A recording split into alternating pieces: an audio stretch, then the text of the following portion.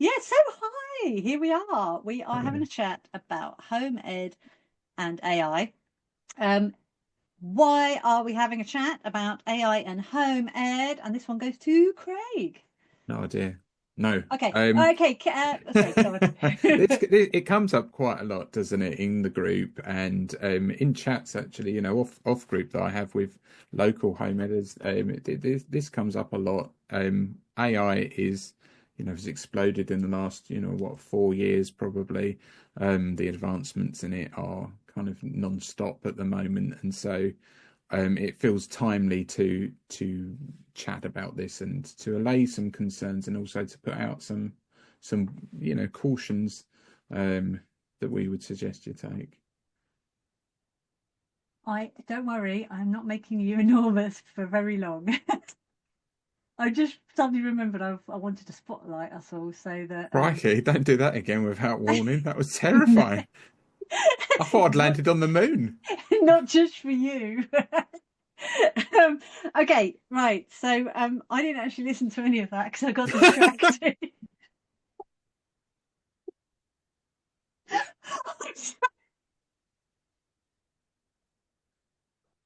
Oh, Minutes of your mental capacity, Craig.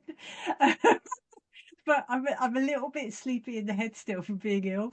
So, oh no. did he give us a good answer, Katie? Can I just move on and ask you? Yeah, Yeah, that was cool. good. Was it all right? Yeah. Okay, Katie. What would you add to what Craig said in their I think wonderful answer? Whatever it was. I think it's one of those things that I know a lot of people are really keen on. There are some really kind of interesting and exciting uses. So I guess the question is, how can we use it in a way that is good and that is useful, but that doesn't actually cause problems because it's just not something that it's ready to do yet. Okay, before we go any further, I've remembered an important question. I've written it down. What is AI? Who would like to answer that one for me?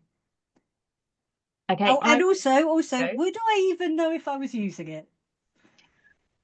Okay, so AI stands for artificial intelligence. It is lots of different things. It has been around in one form or another for many, many years. Basically, it means any system that is computerized that learns from what is happening, what's happened so far. So you will have been using it. Like if you watch Netflix and it shows you things you might like, that is a form of AI. That's looking at what you've watched, it's looking at what other people have watched, and it's using those to make predictions about what you might want to watch next. Amazon recommendations, it's the same thing. But what people really often mean these days, if they're talking about AI, is they're talking about a particular type of AI, which is called a large language model, which is the chatbot sort of thing that you can talk to in fairly natural way. You can just type into it and say, tell me about something, or write this for me, or draw me a picture. So, Like Knight Rider, was Kit? yes. Don't laugh at me. Was Kit AI? Because that's kind of like a. That was just a voice actor. No, it was.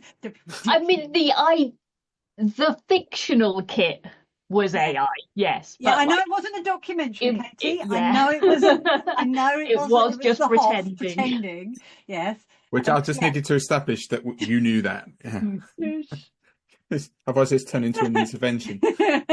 But don't knock the listless hobo. He did go and help families and then trot on somewhere else. So right, anyway, yeah, so that kind of thing as well, where I mean that idea was knocking So, about that people might want to be able to do that. I mean, yeah, AI has been around, as Casey said, for so long. In even tiny like the chess programs that but that is a form of AI. It learned and then it eventually beat world grandmaster because it Oh, was because it was learning. learning to get better. It's not like playing not solitaire, Hearts on my computer against those fictional people. That's a program that doesn't change. Is that right? I don't know the program. some of them do learn a bit, but they've tended to be not have very sophisticated ways of Okay. learning so far because it takes an awful lot of processing power. Okay. We're, So we're talking you two really sound about like you. Sorry. generative AI, aren't we? Where it can actually generate ideas Oh. and seemingly answer things on its own. And solve mysteries and murders. Yeah. Okay.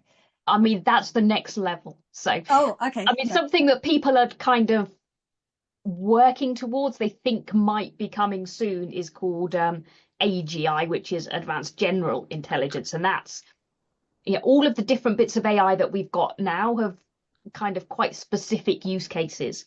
So, it's one system that can play chess, or it's one system that can recommend you videos, or it's one system that can answer things that you type into it. Right. And so your kit idea, or your Skynet, if you're going to go there, is where it can think about lots of different ideas, come up with its own ideas, and bring together lots of different things in the real world. So that's not where we are yet. There's varying ideas on whether that's a good place to go to or not, and how far away from it we are, whether it will ever happen, whether it's coming next year. Like, we don't know yet, but we're not there yet. Okay, one more question. Alexa, is she AI? Yes. Okay. I've kind of gone off AI now a bit. Now you said yes to that.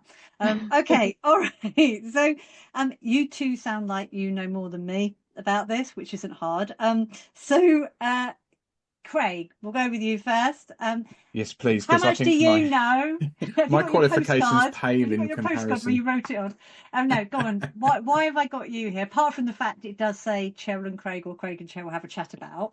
Yeah, I've tune-horned myself in, and I'm going to defer to the guest expert here most of the podcast, I think, because I feel like I'm going to learn a lot as well.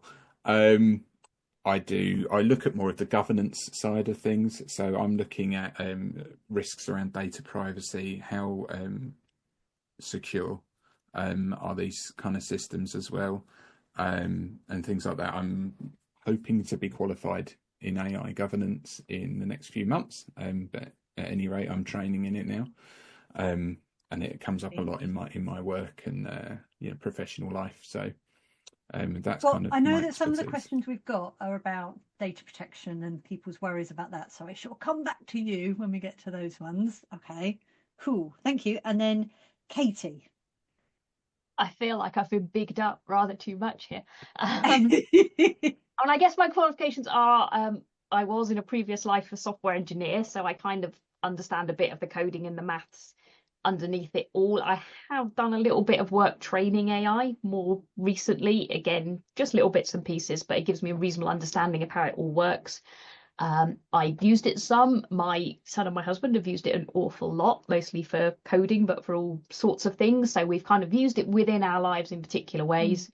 And I've kind of tried to use it within home ed. We can probably talk about that a little bit later. I've also just read a lot about it. It's quite interesting at the moment. I've been to some presentations. I've read sort of people who are really diving into this, particularly from an education point of view. Okay, cool. Yes. No, you mentioned home ed. We are meant to be talking about AI and home ed. So so I'm going to jump straight in there, right? I think probably the most common time that AI or ChatGPT or any of these other things. Oh, I wasn't not supposed to mention it. You can bleep it out. There's other LLMs are available. Oh, other LLMs are available. This isn't the BBC. It's all right. Oh yeah, no, that's all right. Boy, how can you honest, tell the difference in the quality, Craig? Don't break my heart. Okay, yes. So what we get most commonly is someone says, "Oh, I'm really struggling writing my response for the LA," or I'm really struggling," and someone says, "Why don't you use this AI tool like I did for mine?" And then we all go, "Sound the AI alarm," or something like that. Why do we freak out? Why do we think? I suppose why do we think you shouldn't be using AI at all for a written response to the LA? Not just like we might want to be a bit careful, but why do we? Is there kind of like a general feeling about why that's not a good idea? It doesn't know your child. It doesn't know you, and it has no idea what has happened. It knows things about the information you give it. So if you say, "Look, can you tell me what has been learned from my child studying XYZ?" It will know that subject, and then it will say, "Well, they will have learnt this," because you're telling it really, you're telling it they've learnt something, and it's going, well, what could they have learned? It doesn't know that actually they may not have learnt that. It doesn't know how much they've learned of it. It will just tell you what it thinks you want to hear. Really, it's really, the AI like that is a people pleaser. It doesn't really want to let you down. If you think of it in that way, it's always going to try and give you what it thinks you want to hear from it. And so that's not always going to be the truth. And that's where it gets quite dangerous. For a first I know what point. it's like. It's like when, you know, you got a friend and you come out from the changing room, you say, go on, be honest. What do you think? Should I buy this dress? And they go, oh, yeah, you should totally buy it. You look great. That's the AI response. And actually what you want, the one going, you are joking. Your backside looks enormous in that, and it's overpriced. So is that maybe where we're going with this? It is a bit. I think it's useful to just step back a little bit as to how and look at how the language models work. So kind of under the covers, the way that they work is they take what you've typed in, they divide it up into little things that they call tokens, which are just all the little different bits of word, and they plug together, and they go, right, when I've seen things that look like this, what is the most likely response to come after that? Oh, okay. Yeah. And they learn from that. So people say, yeah, that's a good response, or that's a bad response when they're training it, and they update all their predictions. But literally what they're doing is they're saying, if people type something like this in, what is the normal response that comes out afterwards? So, I mean, that's kind of why they're very generic, generally. And sometimes they just make stuff up because they're like, well, generally people say someone like this said something a bit like that. They're not actually going and checking that information. They don't know it. They're not reading it to make sure it makes sense. They just say, on the whole of the internet, I've seen people say stuff like this, and then they've said stuff like this afterwards. So that's probably about right. It's a simplification, but roughly but that's because going on. Not everything on the internet is true, is it, Craig? Well, no, definitely not. And I think I read that on the internet somewhere. Well, should we believe it? But that is part of the problem, and you can see it doing that sometimes, because you can also challenge it. If you just go back and challenge what it has just told you, a lot of the time it will go, oh yeah, I'm sorry, that was wrong. And even if it's right, I've done that before, and it's going, oh yeah, no, you're right. And I thought, I don't think I am actually. I was just asking. Ooh. Yeah, so it's actually, as a lead on to what hallucinations are, maybe. But I was using it to plan my daughter's party that she was having for her birthday, and I was asking it, what's some ideas of games you could have around this theme, just to see what it would come up with. And it was a Harry Potter party that she wanted a few years ago now.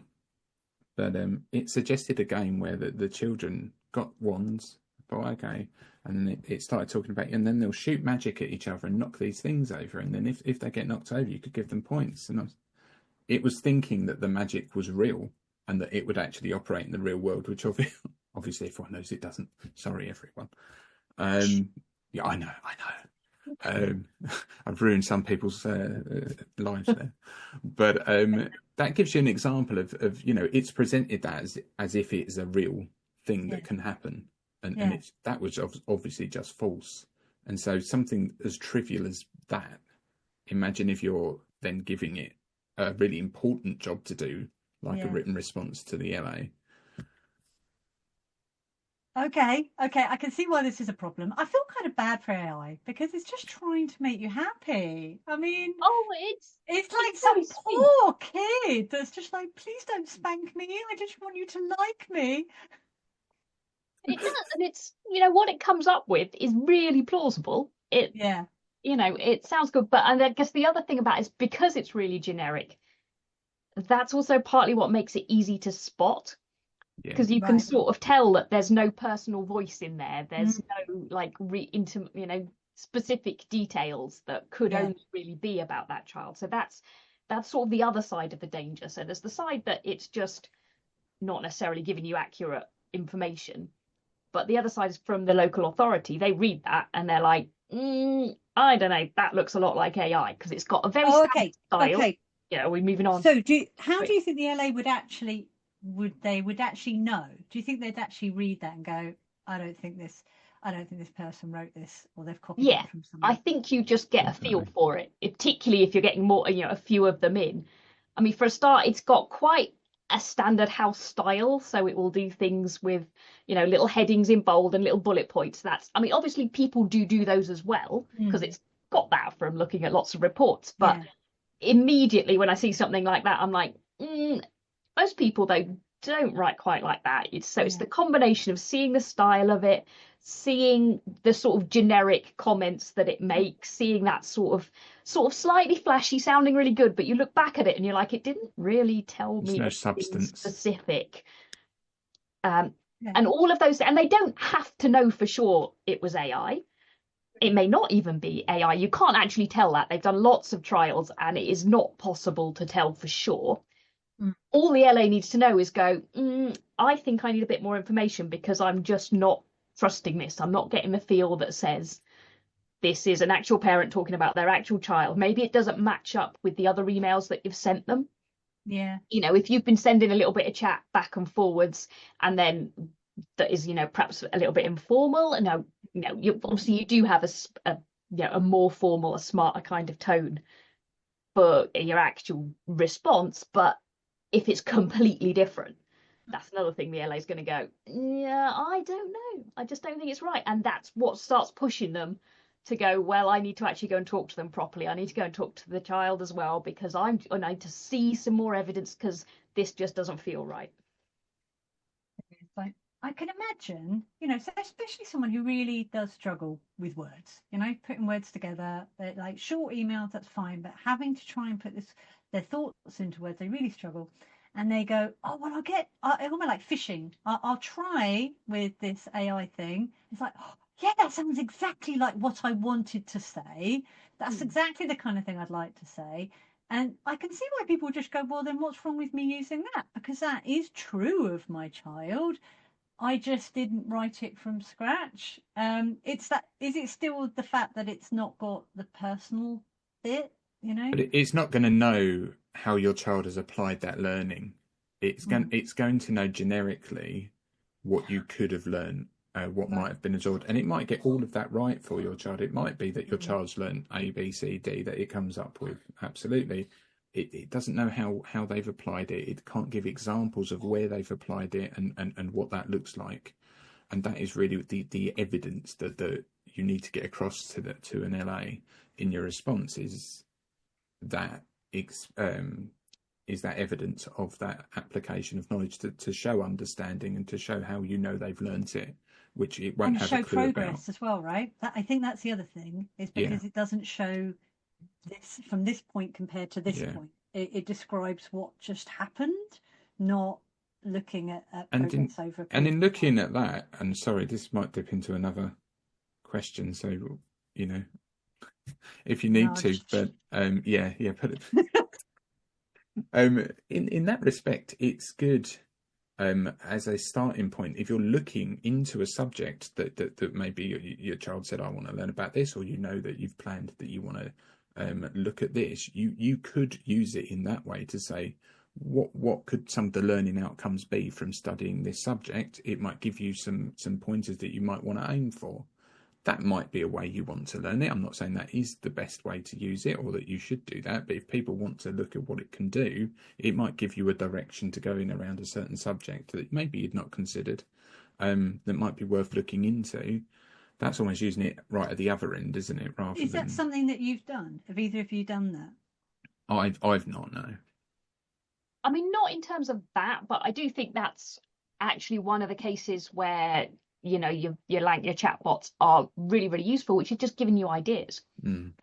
That sort of starting point, because that can be really generic. It doesn't have to be anything specific. It doesn't even have to be accurate because you're going to decide whether you like that or not, right? You're not saying, I am definitely going to do whatever you tell me right now. You're just saying, I don't know, we're looking at dinosaurs. Where are some interesting things to go? And you're going to go and double check that. You're going to look at it and see if it's ideas. Things like the image generation, actually, you can sort of say, create me a picture to go with the story I've written. And that's really good because you don't care it doesn't have to be anything specific. It just has to be, throw up a few ideas, see what you like. So things like that Mm. can be really, really useful. Why do you think, I don't know, not why do you think, I think that people are attracted to these tools because they struggle with like writing a response and being able to pick out for themselves, well, what has my child learned? So, what can they do instead? Instead to ignore the siren call of AI, that is easy for them to do that, and they're hearing loads of other people doing it. So, and it's quite cool. It's quite a fun thing to do. I can see why that's attractive. So what else could they do if they're struggling with that kind of thing? And please don't say read guides 5 and 6, because of course they've read guides 5 and 6. Well, there's a nice template in there. Just use that.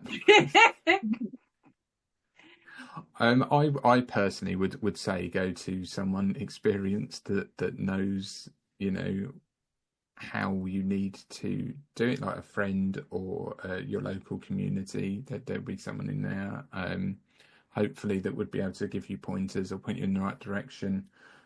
Obviously, on group, we give a lot of help to people as well. I don't think people should never feel like they're alone in doing this.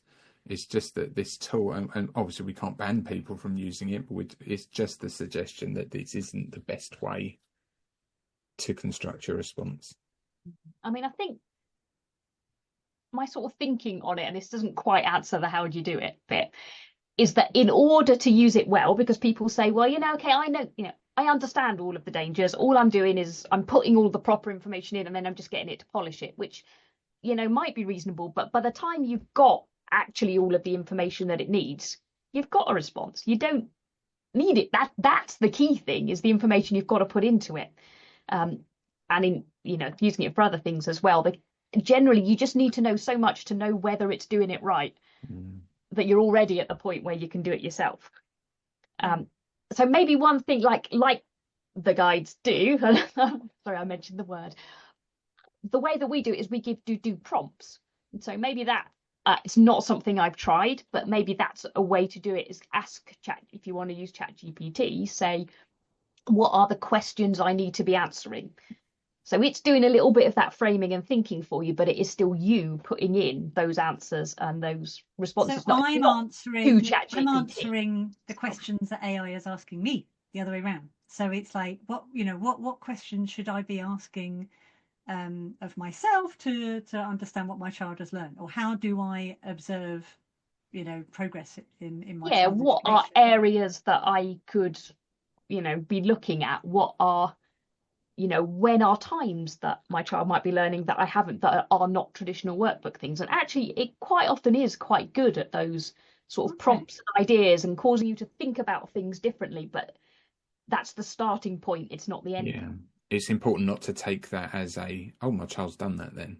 Yeah. Again, it's very similar to the alphabet, isn't it? But you're right. Obviously you're right, but it's about getting those ideas back from it rather than getting information from it to put into something. It should be an idea generator for you. Okay, that's quite cool. Yeah. Been helping a friend recently, to try and give her a bit of support with writing this written response, and it was that kind of, well, have you ever blah blah blah blah blah, and like, oh yeah, we have actually. It's like, oh well, you could write about that then, and and have you ever did that? And no, we haven't. So okay, don't write about that then. Do you know what this is leading on to? Us creating our own little chatbot, isn't it? Heifer chatbot for people can just say, look, how do I structure this? I thought half the admin were chatbots. I thought that was kind of like the deal. Give all our secrets away. I think they must be, to keep up with the chat that goes on. My goodness. Crikey. Okay, cool. Well, I think that's really helpful. I think that's going to be helpful for people. Because I think sometimes people are feeling kind of lonely and out of their depth in this kind of situation. And yes, of course, you can ask on group, but it can also feel a bit intimidating, because it's like, I don't want to be made to feel stupid, because other people seem to be going, yeah, I just got a well done from the LA for my written response, and I can't even write the first sentence. That kind of feeling. So having this kind of little tool that's going to be my buddy in the process, like, please don't take that away from me. So if you can't get a human one of those in your life, through your community or through people that you know, then like maybe you can use it as a coach, like a kind of a buddy in the process, but don't use it as the person telling you what to write. Yeah. And it is tricky because as soon as you've seen like a really good phrase, it's one of the reasons why we don't allow sharing of reports as well, because it is so easy to go, oh, that is exactly what I meant. And then you put that in, and then suddenly the LA are seeing this same sentence pop up everywhere, and they're like, really? Is that your words? Yeah. Yeah, the poor original person who wrote it is like, yes. Yeah. Well, because that's the point. Is that was somebody's. Am I right in thinking that with AI, that was somebody's work at one point? So I mean, it would have got it not from somewhere. usually a whole sentence. It it does do it at the not quite Like a syllable, jigsaw. but about that. Yeah, it's sort of okay. picking lots of different bits together and sort of going around. Cool. Going, yeah, that looks because nice. I mean, it's trained on billions and billions of pieces of data, isn't it? It's almost incomprehensible the amount of training material that's gone into something like a chat GPT. So yeah, it's going to be really difficult to find a sentence that's exactly written, by someone else. But it will generate its ideas quite, I can't think of the bloody word now. Consistently, it will give you back consistent ideas sometimes, and so that's where it would then start to look problematic, I think, isn't it? Where, as you say, and again, it's that thing where it's suddenly not your voice, and then that is a worry, because they're sort of like, I've chatted to them on the phone maybe, or I've had some other reports from them, and then suddenly it's sounding a bit generic American homeschooling, and it's like that. Yeah. But it's so tempting because it sounds really good, right? It sounds you're like, I would have said that. Yeah, so I discovered gravity from falling over the other day. Yeah. What would happen? What's the worst that can happen? Let's go a little bit of scenario here. So say I ran out of time and I just did go, I'm just going to use AI to write this response, and that sounds very plausible. It's just like what my kid would have done. I'm going to send it. What's the worst that can happen? I mean, like, if we're looking long term, the worst that could happen is that if everyone did that, the LA would go, I can't trust these anymore. I'm going to have to insist on visits, and that would be the reality for everybody, no matter if they. And not only visits, to the parent, but visits that are kind of getting quite in depth with your child, because you don't know if you feel that there's this kind of artificial thing that can just create stuff. It could create work. Basically, the only thing that is left is your actual physical child and a bit of interrogation, because they could have been prompted by some chat GPT earlier. So we went dark fast on that one. I'll clarify that is like worst case scenario that I can see, but these things aren't out of the realms of possibility, so it's always good to bear in mind.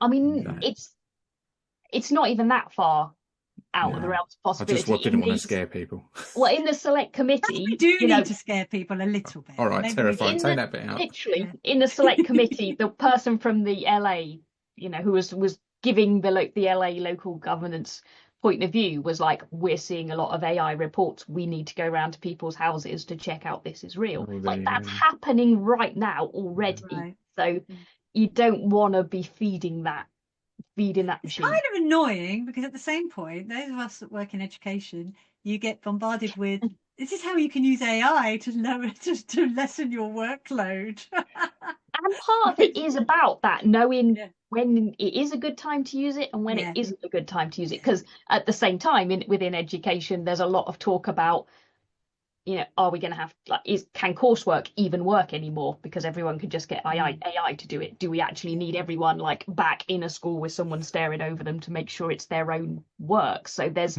conversations are going on everywhere in different.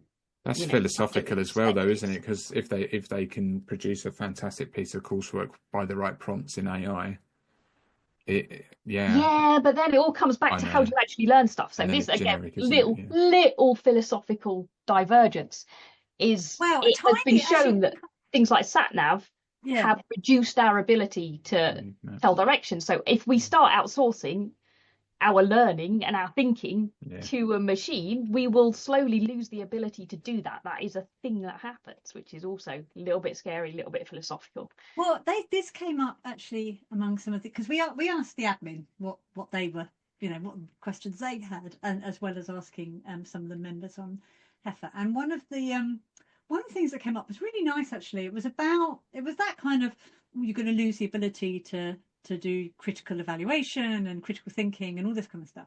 But also for me, there's that, in order to be able to write about what your child has learned, you need to be there with your child, and you need to know that you're going to need to be able to observe and write that. So actually sitting there, watching your kid, being there with them, is not you wasting your time, and it's not you not doing what you should be doing in the house, whatever. You are being a great educator, hanging out with your kid, observing what's happening, learning what they're learning, and then you can write about it. And why would you want to give that away to a tool that can just say, oh, it's right, you don't have to do that anymore, I'll do it for you? I mean, that's another rule of thumb. So like we kind of had the rule of thumb earlier that ChatGPT is really good for ideas, or it's a good thing to use for ideas and not for output. My other kind of rule of thumb is, like, do I just want a thing produced and I don't really care how it gets there, right? The end result is actually the thing I'm trying to do. Like, do I want to produce a calendar or a spreadsheet that divides this section into like 8 weeks? I don't care about the process of that. Or is it actually the process that's important? And that's like when it comes down to learning, like, everybody already knows how to do some sums. Like, that's why we have calculators, but learning the process of how sums work is kind of what I'm trying to do by getting your kids to do them, right? I really thought you said thumbs, and it took me a little while to catch that one up. Yeah, I know how thumbs work. Well, you're one up on me. It depends what you're doing. So sorry, Katie.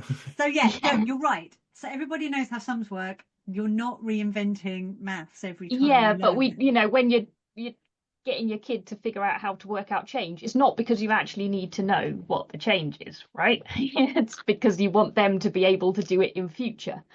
Yes. And sometimes you do just want some change and you don't care. And that's the time ChatGPT, if that's a tool that can do something and you just need it done, you don't care about the process of learning through it or how it gets done. But it's a similar thing with like kids writing. Like my son went for a little phrase, and he gets ChatGPT to write a story, and they're really interesting, they're kind of quite fun stories, but I want a story from him, because I want to know what he's actually thinking and is interested. I want to hear his words, and that's the point, is not to have a story at the end of it, really. There's a lot of them already in the world. The point is that, I want to find out what he's interested in and what are his ideas and is in his head. And again, that's where it kind of falls down on homework, is most people think that the idea of homework is just to like tick the box of homework so you don't get in trouble, and often it is. But if the idea of homework is to learn something, you haven't done that if you've got ChatGPT to do it. So we're all just feeding a machine and not actually learning. Well, that's it. That's the other thing. Your kids are feeding the machine, and they're not the ones making money out of it. So yeah, I mean, this is Craig's value act. I think what happens to the stuff you put into ChatGPT? Well, there we go. So I've got another question. This is where Craig might come up from your burrow, Craig, and go, I know the answer. So some people are very worried about putting information into some of these tools. So if my child writes this novel and I put it in there, or if I'm going to write about what my child has been up to, what happens to that? Is there a risk to the data that I'm putting in there? What are they worried about, and should they be? Yes. So I don't know exactly what they're worried about because I haven't spoken to them. But why don't you ask on AI? I'm sure. I'll ask AI what they're worried about. Yeah. And the funny thing is, if you asked AI what are some of the data privacy concerns around AI use, it would come up with a good list. Because I've got a list. Yeah, I've got a list. It can do things like that. But I think the main thing is that, and there are ways of opting out of some of this, but in general, it can take everything you give it and use it for future training of that model. and future generation, of content. As we've spoken about, it's unlikely that it will spit out, stuff that is truly identifiable, but it's not beyond the realms of reality. So I'm always cautious about putting really personal data in it. I've put some because I don't care about the things I've given it. That's the thing. If it's something about me, I'm in control of it. I've assessed that actually I don't care if anyone else reads this. I've put it online or whatever anyway.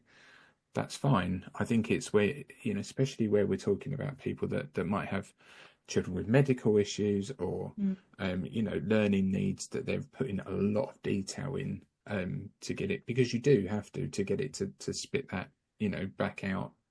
As we've said, if you're using it to create a response that actually sounds like it knows your child, you have to give it a lot of information anyway, whereas actually you might have then gone and written it yourself. And that is, to me, I would caution against using it for that, because it can be used and seen by other people, in the future. That's a possibility. Yeah, the other thing is it doesn't happen on your computer. It's getting sent off, Yeah. Off to the cloud to do, because there's a huge amount of processing actually required, even in just a really simple question and response. So that all gets sent off to some data center then. And like right now, that may be, just doing it all anonymously, but you don't know what can come down the line. You don't know what can sort of hack in and get a joint in between there. So you do need to be careful. And in particular, if it is anyone else's data, like super careful. So let's end on a cheery bit, a positive bit, because why don't we talk about some different scenarios where, in like maybe with the age of the children that you've got, or the kind of like the way that you are educating your children, what are some of like kind of the use cases? What are some of the places where it makes sense to use AI for home ed? Look, I would say personally, others might disagree, which is fine, but I personally use this in my personal professional, ridiculous sentence.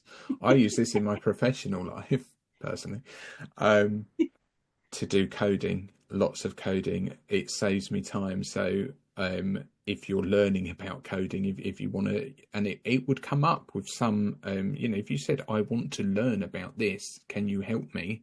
It would be able to take you through step by step. It is really quite good at explaining the code and what the code does. And it can write reams of code in seconds. I mean, it saved me days of work, because I would have pieced it together myself, but I'm not a code writer by trade. I learn from forums previously, looking at different bits of code, putting it together, see what works. But this just is phenomenally good at that, because I think that's algorithmic, isn't it? That's got a standardized language, and it works with you. That that is a massively good use case for it. I'll stop talking and let someone else jump in. And what I would say is it's not always going to get you the most efficient and like the best code. No, so it's with kind of everything with ChatGPT, it gives you something that's like a little bit above average, which is usually pretty good, because like that's better than average. It's better than most people are going to be able to do, particularly if it's an area you don't know much about. But it's not going to be expert level, so just be aware of that. But yeah, my son has used it for coding as well, and he's created amazing adventure games. He's 12, just turned 12, and he'll kind of come around and go, oh yeah, I've just got it, so you can just download it off the internet from anyone in the world. It's just on my GitHub account. I'm like, oh, okay, cool, yeah, good. I just kind of asked ChatGPT. We figured it out. There was a problem, but it's helped me sort it out. And it gives, he'll look at code and he'll go, what could I do next? What could I add to this? How can I? You can ask it, how can I do this thing? But you can also do that more open-ended. What's some new ideas I can put in? They've been creating D&D campaigns, and the same thing. They'll kind of ask D&D for like explain D&D. You just use the sorry, Dungeons and Dragons. Surely everyone knows Dungeons and Dragons. Come on. It's like a fantasy role-play game, and you have characters, and you have like medieval worlds and sort of scenarios you set up, and then everyone rolls all sorts of very complicated dice. That's my understanding of the game. And a lot of ChatGPT is a lot more helpful than I am at coming up with ideas and characters and campaigns. Well, that sounds like a really fun way of and they really loved it. And something use like it as, what about with little people, littler people? Can you use it to? so you can. I read some along the same lines as the Dungeons and Dragons thing. Actually, I read an article the other day that said about someone wanted to create an adventure story. So where it would say a scenario and then give you choices at the end. What do you do next? Do you follow the left path or the right path? Do you open the door or do you That's climb? the you are the hero, choose your own adventure book. That's So it. you used to have to put your fingers in all the different pages. So if you rolled a 6, you're like, no, I meant to go left.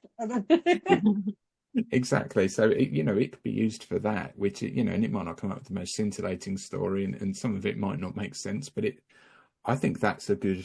I think getting any exposure where you're aware of some of the pitfalls of this to young people that you're helping to learn is great, because they're going to be living in a world with this in it. So I think getting them used to what it looks like, what it can do, what it can't do, and what it does okay and not so okay are some really important things, no matter what you use it for, really. That's how I personally And again, feel. it's good for ideas. So you say something like, we go to the park every day. What can we do while we're there? And maybe it'll come up with something like, oh, you could do a spot something for different colors. You could do a, find different plants and things like that. So it can just give you ideas that you wouldn't necessarily come across yourself. You can Google, but it can basically do Google, but with a really specific use case, which is and to provide you with almost a tangible thing at the end, rather than you having to do that kind of searching yourself, isn't it? So like you've just said, you could say, give me we're going to this place, give me a scavenger hunt that I can do with a 7-year-old or something. It might come up with a list of things they could spot and find, so that you don't have to do that thinking yourself if you don't want to. Generate a whole load of pictures that they can, because this is something we always did when they were little. I'd find some pictures and they'd write a story based on the pictures that you got, so it can generate that. It could do sentence starters, so you set up a little scenario that they then want to write a story about. So lots of those guys, again, where accuracy isn't super important and specificity isn't super important. And it can do quite straightforward, simple things. You can ask it to generate like a maths worksheet if you're fairly specific about what you want and it's fairly straightforward. So if you say, just generate me a list of, 3-digit addition, it can do that, no problem. And it just saves you thinking of the numbers yourself. But so personalized twinkle. Yeah, he's basically, I mean, Twinkle, well, they're watching carefully. Other sparkly learning tools are available. Cool. All right. Well, no, that sounds great. Now, we have not answered all the questions, but we're not going to answer all the questions because when we put this up on a group as a suggestion, I said, we are not going to discuss. We're not having discussions now. We just want questions. When this goes up, have a listen, and then let's chat in a thread about that then. So hopefully this will spark off some more questions, more discussion. That could be cool. And then I think maybe we might be putting a little resource together that might bring some of this stuff together for people. So we'll see how that comes up. So any last comments, any last things you want to say about it? I guess the only thing we've touched on a bit, but is this idea of hallucinations. So just do be aware that ChatGPT can and frequently does just completely make stuff up and it sounds really plausible. So there's all sorts of examples. It will, if you ask it about an actress, say, it'll put in like 4 different films that they were in and just another film that they were either not in at all or just never even existed. And it'll just be in the list and it will look exactly like all the others. And this is not, you using it wrong. This is just inherent with the way that it works. Like Apple News had a trial and it was creating news story. Apple, so they've got all the programmers in the world that could sort this out if it was sortable. And it just made up entirely fake headlines, people who had won competitions that hadn't happened yet. Like you've just got to be a little bit careful. Do not trust what it says to you. Okay. 80% of the time it's right. 20% of the time it's a total lie and you don't know which is which, unless you already know what it's telling you. And looking at the, I mean, it's not the same, but be aware that it is bias as well. That it's got there is an inherent bias on that, and there's a lot of work that goes into eliminating that. As I'm sure you probably lots of people have heard about, but it can come back with things that are quite problematic, and especially the earlier versions did. There's a lot of misogynistic material online. It can repeat that because I think the problem I would finish on for myself, the problem that it probably lulls people into thinking that they're talking to something with an understanding or even with feelings, because it comes back as if you're chatting to a person, right? It's quite nice, and I've read articles where people have actually created relationships that in their head, obviously, but actually having a text relationship with AI, because it can provide that for you. It makes you feel less alone. But it doesn't know you, it doesn't care, and it can't understand what it's giving you in that respect. It is not actual, as we spoke about right at the beginning, actual AI in the true sense of the word, general intelligence, because it's not there. It can't actually think for itself. It does this job really well of putting bits of information together, but it's not a person. It's not a thing that knows you, but it sounds like it does, and that's where I think it trips people up. I think if it came back in a very robotic way, people wouldn't trust it as much. Hey, interesting.